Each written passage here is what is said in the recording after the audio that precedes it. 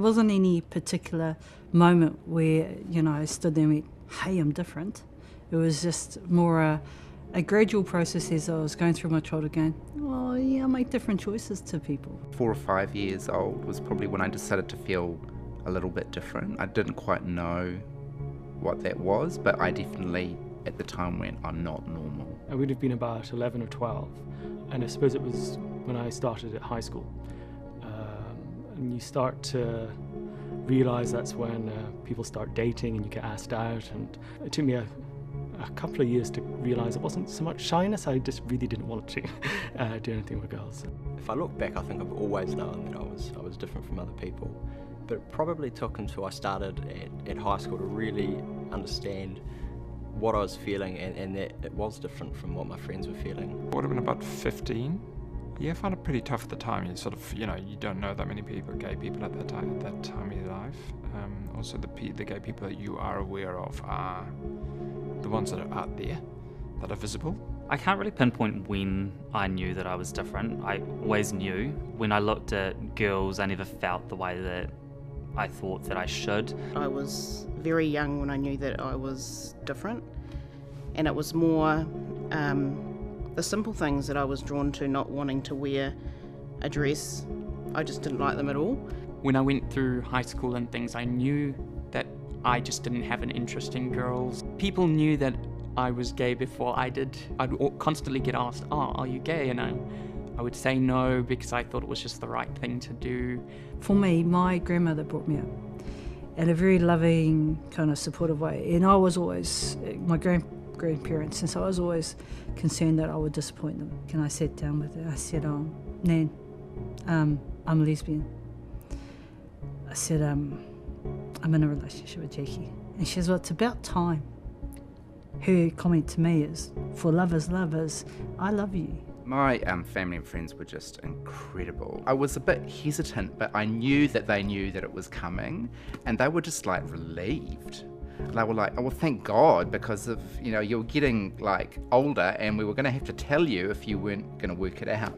To my surprise, I guess I thought that my dad would be probably one of the most difficult people to tell I was gay. But when I told him, he was actually really, really good about it. He said that he'd kind of always known that I was a bit different, and he'd had, like I had, a bit of time to come to terms with that and accept it. So that was amazing, just to have a conversation that I thought was going to be incredibly difficult go so well. The family reaction was varied, and that wasn't a very easy path. The closest person to me is my grandmother, and I don't even think to this point that I've ever said, hey look, Nan, I'm gay. My Nan said to me, I don't really care if you're green, blue or pink. You're mine and you always will be. For me, I didn't doubt that my family wouldn't have any problem with this whatsoever. When I told my mother, it was quite extraordinary because one of the first things she said was, well, I wish you told me years earlier. She felt really bad that I had to keep this to myself.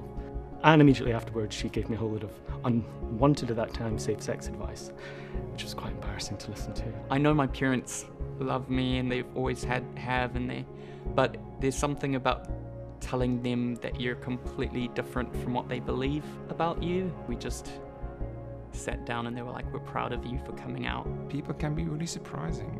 My father being a farmer and had very limited schooling, he just said to me, as long as you're happy, that's all that's important. And I just about fell under the table. I could not believe to get that kind of response. I was initially terrified of telling my family. Me and my dad were having a few drinks and had a moment to ourselves, and he said, look, if I'm honest, I don't really understand it. I grew up in a man's world.